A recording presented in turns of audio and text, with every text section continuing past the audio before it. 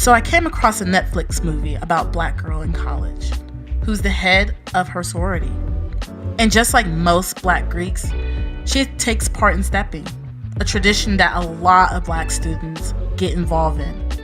It's pretty much a dance that involves stomping and clapping.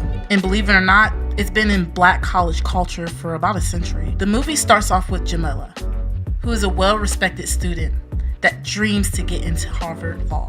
But when it seems as though she isn't going to get an easy ride through her alumni parents, she finds another way. Another sorority with mostly white girls' reputation gets tarnished when one of their members gets caught getting it on in the bushes. The dean offers a recommendation letter to Jamila to go to Harvard if she can help the school's image by teaching the other sorority stepping, giving them discipline and having them compete in a step competition to give the winnings to a charity. Jamila knows how it would look to her step team and to the rest of the black campus community, but she agrees. So as I watch this movie in the time we're in, with protests for social issues happening all the time, new buzzwords like microaggression and cultural appropriation seems to come out of nowhere unless you've taken a college course in social justice or been on YouTube. I figured that this movie must be about how white people steal black culture. You know, cultural appropriation. But as I continue watching, I realized this movie, Stepsister, has a totally different message that is rarely ever told. So what are these messages that are rarely ever told?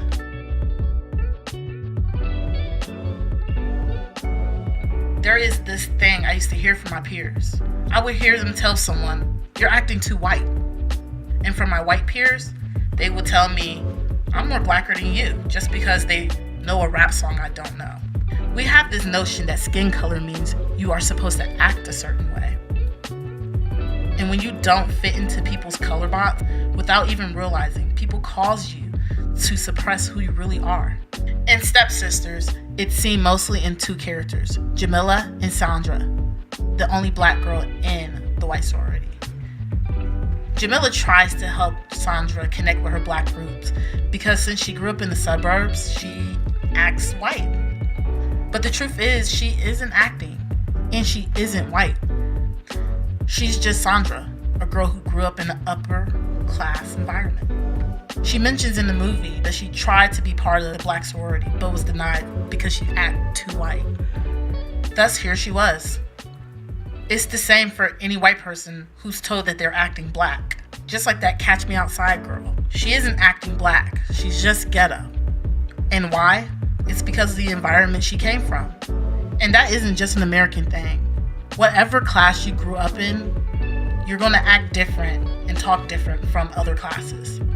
It's a matter of money and what environment you were brought up in. One isn't worse than the other. Jamila was confronted by one of her friends in her sorority.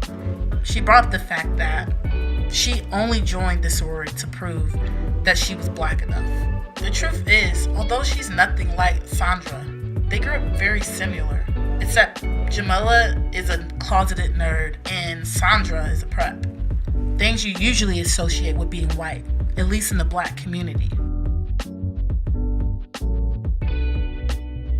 Now, this wasn't really a major theme in the movie, but I felt like it was important. In the movie, Jamila dates a white guy named Dane, who is an African American and political science major. Throughout the movie, he's always showing how cultured he is in black culture, to the point he ridicules his girlfriend for showing the white sorority how to step, making her feel like she's a sellout.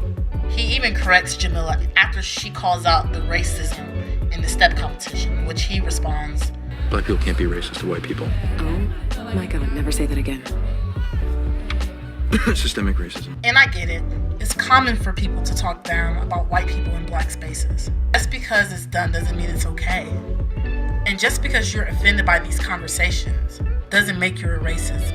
And someone calling you racist also doesn't make you racist.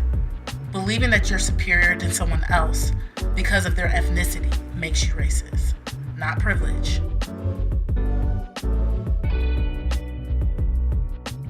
Okay, if your definition of racism is based off of what you learned in college and not the actual definition of racism, which is prejudice, discrimination, or or antagonism directed against anyone of a different race based on the belief that one's own race is superior, well then, you should probably get your money back from your college course.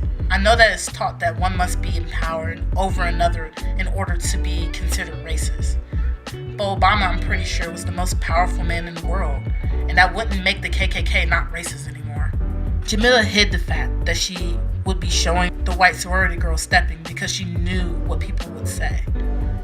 And towards the end of the movie, we learned that the white sorority got second place. The judges put them at the bottom because they didn't want the white girls to win. They wanted to keep stepping black. The movie wants to point out that black people can be racist, and we do have a prejudice against white people. And there's no excuse for it. Yep, not even slavery is an excuse. Because the truth is, how long will it be before slavery isn't an excuse anymore? 100 years? Maybe 1,000 years?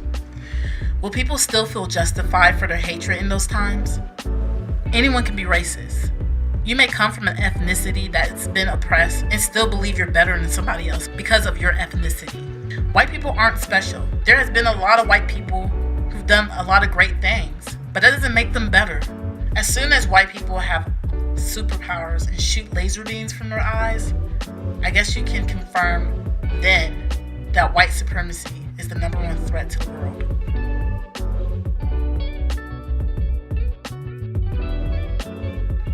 Jamila gets caught teaching step to the white sorority by her mother and her sorority. They accuse her of betraying all black Greek culture and the people who came before her because black Greeks created the community themselves in a time where blacks were not welcome. Cultural appropriation is something I have a love-hate relationship with. On one hand, when people rock something as if they made it up and then give it a brand new name, that's kind of messed up. But on the other hand, saying someone can't do something because their race doesn't match the culture is really dumb too. And other people can't touch it, listen to it, dress like it, eat their food, speak their language. I think it's very foolish. Because the truth is, we all came from one people. And that means all culture is all of ours. And encouraging people to not participate in other cultures just because they are not part of that community only encourages segregation. And I'm pretty sure that's the one thing we're trying to stop. Now, as far as cultural appropriation in the sense of disrespect, no one should be disrespected and made fun of. But we shouldn't be pushing the people away who actually do love the culture and do appreciate it. And maybe they might even have an obsession over it, but it's still a good thing versus someone making fun of you because they think it's silly, stupid, or weird. And who are we to tell someone what they can identify with and what they want to be a part of? I'll conclude with this. Culture doesn't belong to anyone. Black people can be racist. White people don't need to pander to black people in order to feel validated of not being racist. You still my nigga.